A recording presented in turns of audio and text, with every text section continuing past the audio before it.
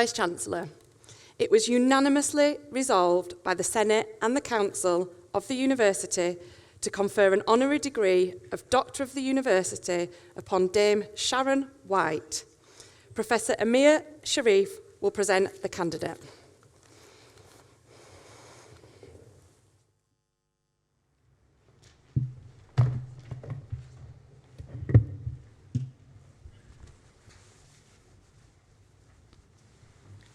Vice-Chancellor, our honorary graduate today echoes many of our university's values of excellence, inclusion, trust, and innovation. These values, along with her own, have exemplified her success and progress to become one of the UK's most prominent business leaders of a generation. She was recently named as the most influential black person in Britain on the Power List 2023. She is passionate about social mobility, the economy, and the importance of service and listening to and addressing the needs of others. Sharon is undoubtedly the hallmark of a modern female leader. Confident, emotionally intelligent, successful, articulate. In honouring Sharon more fully today, I would like to highlight her contributions and identify opportunities where we can learn from her example and experiences. So how would she describe herself? And I'm conscious she's standing right next to me as well. In a rare bit of insight, Sharon said, I sort of often describe myself as being a realistic optimist. I'm an optimist because I believe profoundly in the good of people and the good of society and the good of business. Wonderful words. Now, Sharon grew up in Leighton, in East London, to Jamaican parents, part of the Windrush generation. And she excelled at studies at school and also enjoyed sports. And I believe Sharon was a very fast runner as well. Gaining degrees from the University of Cambridge and UCL, all of these experiences and more made her the person that she is today. And Sharon currently is the chairman of the John Lewis Partnership since January 2020 and was appointed just before the pandemic struck.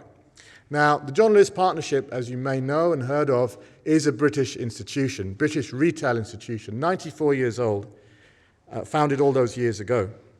But it's more than just a retailer, more than just Waitrose, more than just John Lewis department stores. It is a place built on enduring values of excellence and trusted service. And every one of the 80,000 people that work there are not employees, they're partners. And this sets John Lewis Partnership apart. And it's the envy of the retail sector in the UK.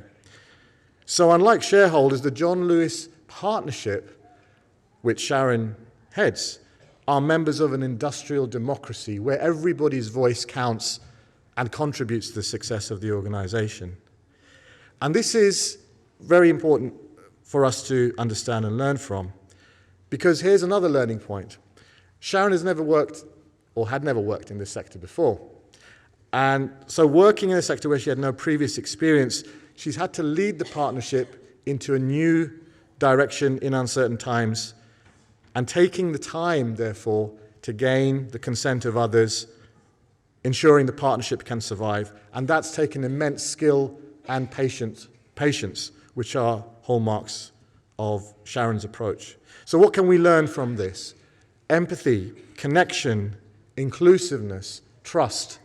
That's what we can take away. These are all very important themes which have been rooted in her deep faith also from childhood. Now, prior to John Lewis, Sharon was the chief executive at Ofcom, which is the media regulator, between 2015 and 2019. And why am I mentioning this detailed biography? Because this is about a series of firsts.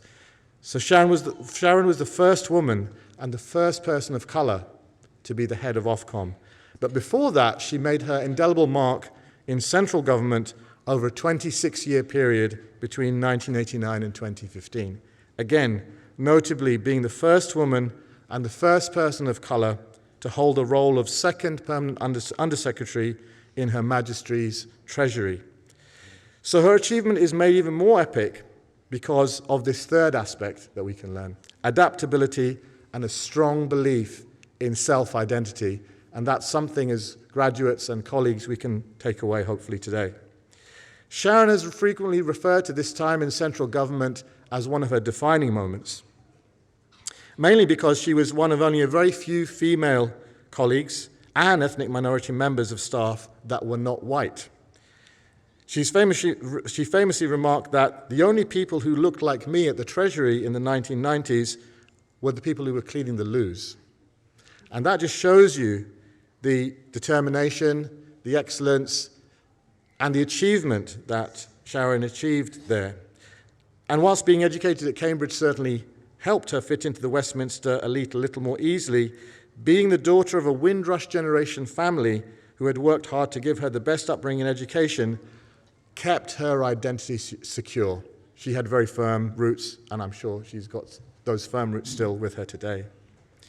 There's another important quote I want to share with you from Sharon, which is also about knowing who you are and keeping your identity as you progress through life. She said, "I noticed all the people around me were dressing and looking in a particular way, behaving in a certain way.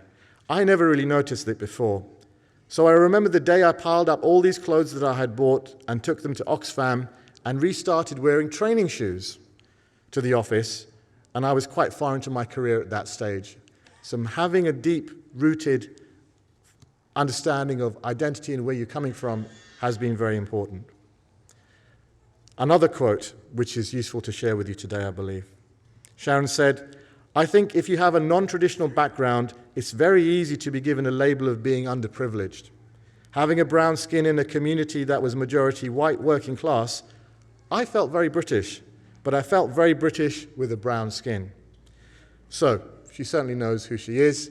She's very clear and confident and articulate about expressing that, but also highlighting the fact that that has also contributed to her success.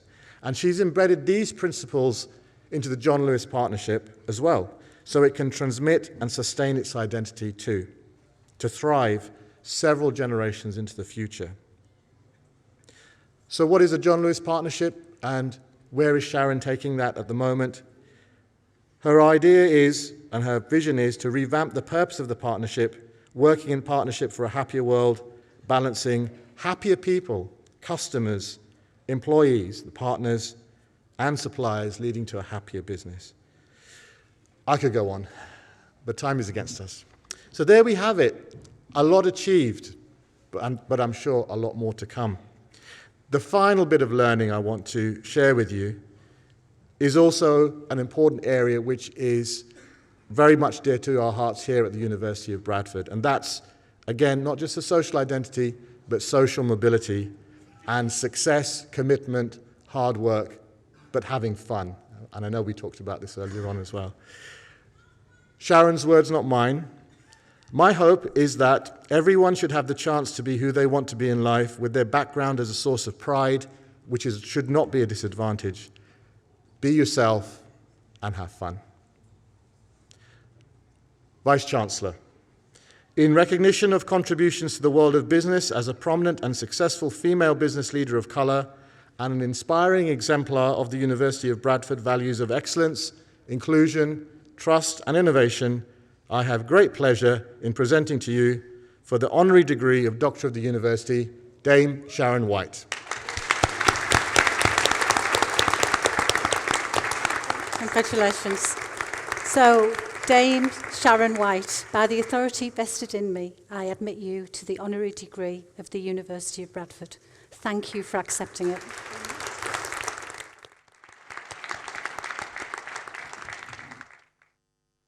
Gosh, well, if you hear your life set out so beautifully, you sort of slightly look behind you to sort of check who you're talking about. I wanted to say a huge thank you to the University of Bradford, a huge thank you to the Vice-Chancellor. Emir, thank you, incredibly kind words. But actually, the big congratulations are for every graduate in this room today, and family and parents. I was last at the University of Bradford 36 years ago as a 19-year-old. My best friend from school studied social work here. And I remember even then Bradford as a fantastically strong, warm, welcoming, and just as you said, it was the culture of the university that I that I loved, that inclusivity which has clearly gone from strength to strength over 36 years. If you've heard from the oration, I have a very unusual background in that my parents came from Jamaica in the late 50s, early 1960s. My mother left school when she was 11. She did about 2 or 3 years of primary school. My dad did a little bit better, managed to make it through to secondary school. So between them, my parents maybe had somewhere between 5, 6, 7 years of education. And I know some of you will have an international background, and now having made Bradford your amazing home, the best thing my parents did was to have the courage to leave Jamaica, their home, their life, their families, and emigrate to what they regarded as cold London many, many years ago, and the opportunity that their kids could go to school without having to work, without having to leave school to contribute to the kind of family budget. I've had a whole range of different jobs, and I don't know whether for you today you've got a really clear idea about what do you want to do next. You might already be shooting for becoming a great business person, or somebody who really wants to take their management studies into really far afield. I never had a plan, and I'm always a little bit suspicious of people who have career plans. I never had a plan. So I was never one of those people who kind of plotted on my graduation day what I was going to do when I was 25, 30, 35, 40. I was never very ambitious. But what's been great for me and maybe helpful for you is there is something about being really open to new opportunities.